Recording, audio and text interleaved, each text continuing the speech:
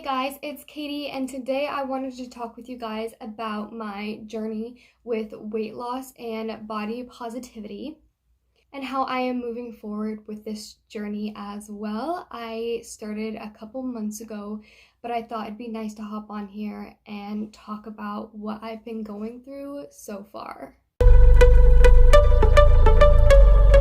So, my whole life, I've always been super petite, not like super skinny. I've always had a thickness to me per se. From the time I probably started my period in the 5th grade up until maybe the beginning of high school, I was about 110 pounds and fluctuated between 110 pounds and 120 pounds. And I know that you shouldn't really gauge yourself based on how much you weigh, but that's just where I want to gauge my normalcy. Is that a word? Well, okay, we'll go with it. That is just kind of gauging how my normal body reacted and my metabolism and all of that stuff. And then into high school, I was still pretty skinny. I just started growing in areas like my butt or my boobs and things like that. I guess you could say I was just really maturing throughout high school, but I was always super small.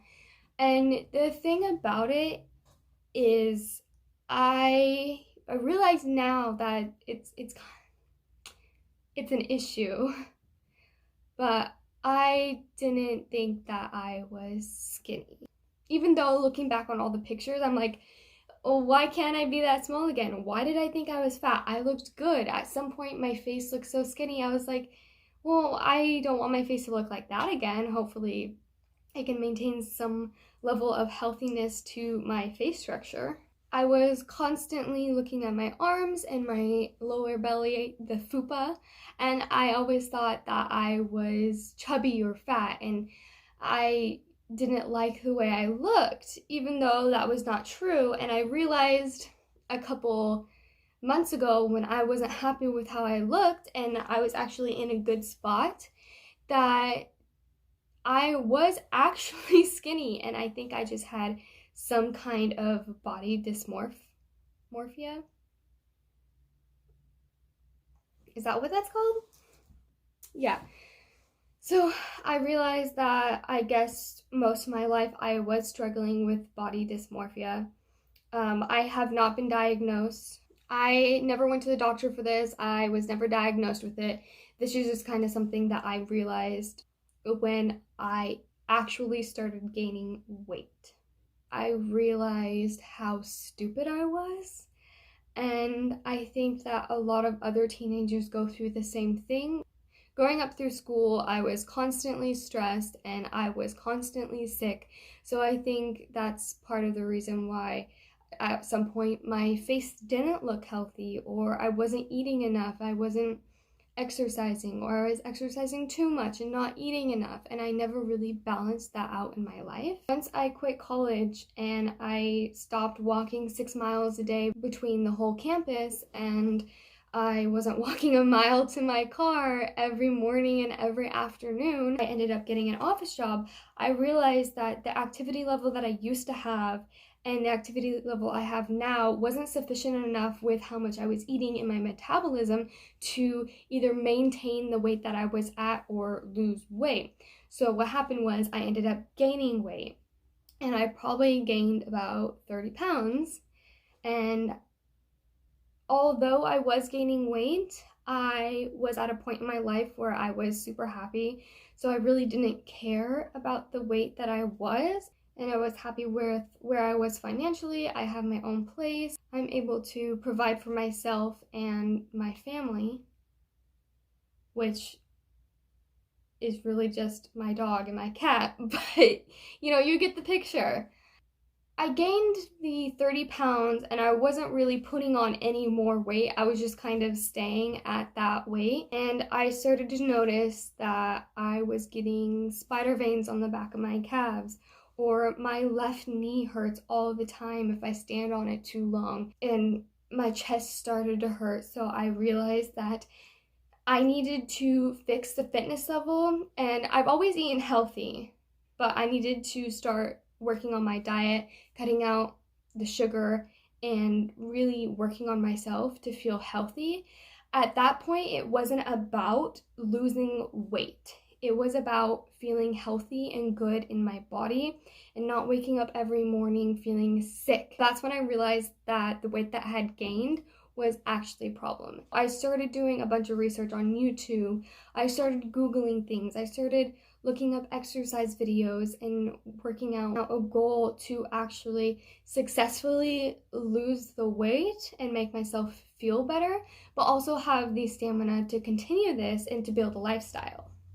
I've been doing Mari Fitness workout plans. I've gone through 2 of her plans so far. I got her Bloom Nutrition supplements. Well, not the supplements, there's the pre-energy workout, and then there's the BCAAs for after your workout or during and then after, so that you can give the proper vitamins to your body while you're exercising. Chloe Ting became a fad, so I started doing her workout videos, and they were decently easy. I never went through with a full circuit with her. I just do 1 or 2 videos here and there if I'm not doing a Mari Fitness routine, or maybe one day I want to try out something new. I've been running a mile every single day the last week, and I've actually seen a lot of differences in running, but I've always hated cardio. I hate cardio so much, and it's stupid me. The other day, I was like, you know what? I think that I'm really getting bored of just weights. So I started, this is actually what I Googled. I Googled, how do you run? Okay, don't make fun of me because there's actually a lot of tips on there that help you. There was a video, I don't remember what YouTuber was, she was showing you the stance you should be using when you're running, and that really helped, especially because I have varicose veins in my feet and high arches, so I really need to focus on my form so that I'm not hurting 5 minutes into running.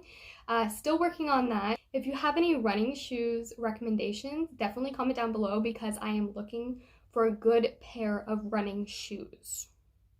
Another thing it said was that don't just breathe through your mouth or don't just breathe through your nose. You need to breathe through both at the same time. And you can breathe in through both orifices, like I just breathed in through both, but then I was talking to Casey and he's like, but you can't do that. And I was like, yeah, you can. Breathe in through both. And he tried. And he's like, I can't do it. I'm like, I don't think you can breathe out though. So I was like, I can't do that. So you can breathe in through your mouth and your nose at the same time. Don't at me. I know this is super silly, but I think that's where I was going wrong the whole time. I hated cardio because I would only breathe through my nose and then my sinuses would feel like, I don't know, super cold and like minty, if that makes sense. Like it was just not a comfortable feeling. So then I couldn't breathe, my chest would hurt, and I would just stop.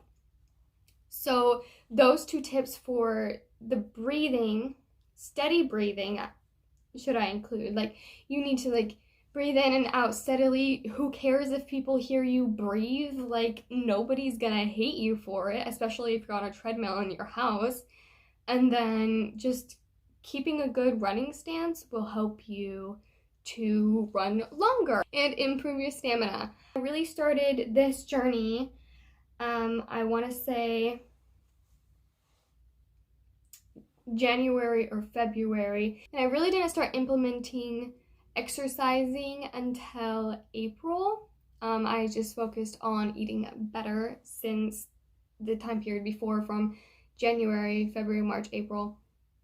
And I did see a couple pounds come off that way. I noticed a little bit slimmer of a waist and things like that. It really wasn't making a difference. So I'll put up on the screen. On the left is today, and then on the right is April when I started.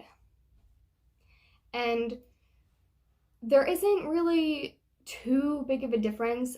For me, there's actually huge differences, like how like the inside of your thighs go like this when you like put your legs up, or arms are a little bit more slimmer than they were. I have more pointy elbow.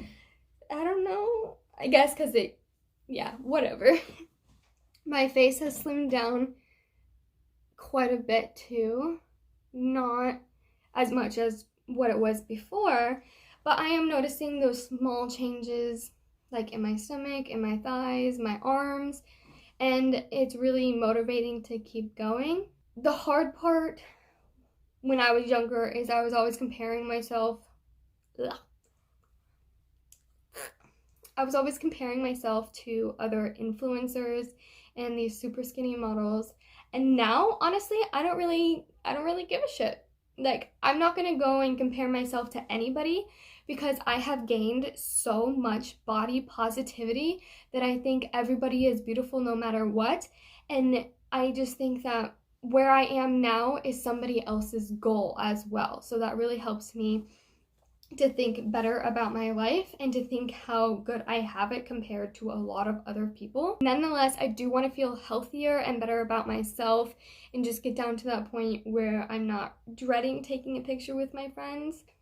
If you guys are going on this journey too, then just know that you have to start somewhere, and the only way to get progress is to keep doing it. Persistence is key. And don't let anybody body shame you because you are all beautiful no matter what.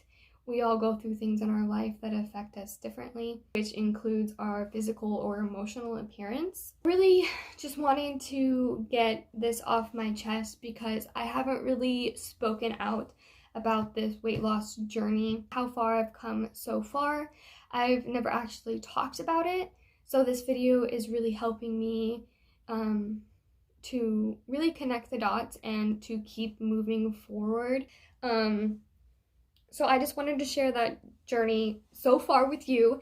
I know I have a long way to go with the rest of my journey, and I'll share that with you guys as well so that we can work through this together. Maybe you're going through the same thing, maybe you're not, maybe you just want some motivation, because these are really things that you can pertain to anything else in your life and still get success. Stay tuned for more weight loss journey videos. Recommend me any like workouts that you guys have done and I'll try those out as well. I'm really looking forward to the future of my physical well-being, and I hope that you guys are having a great rest of your day. I'll see you guys in the next video.